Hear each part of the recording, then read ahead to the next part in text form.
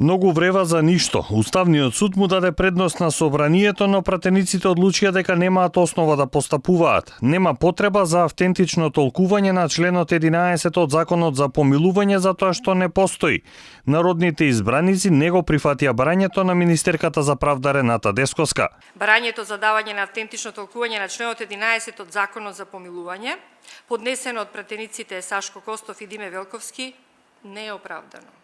Затоа што и Законодавно-правната комисија, а и собранието како пленум не може да толкува норма која не постои. Мираковски изрази надеж дека Уставниот суд нема да ја врати аболицијата на Иванов, направена врз, како што рече, непостоечка норма.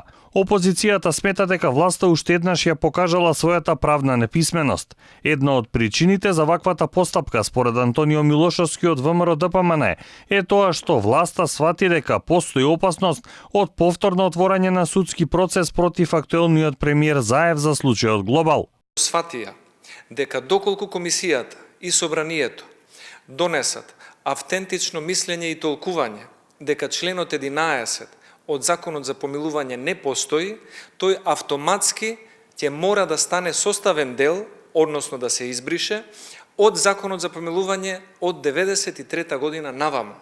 И тоа значи дека единствениот политичар корисник на членот 11 за помилување, премиерот Заев, ќе немаше помилување и случајот Глобал, кога беше помилуван 2008 година, ќе мораше повторно да се отвори. Законот за помилување беше изменет и дополнет во 2009 година, кога беше укинат членот 11 кој содржеше можност за помилување без проведување на постапка. Врз основа на овој член аболиција од тогашниот председател Бранко Црвенковски доби премиерот Заев.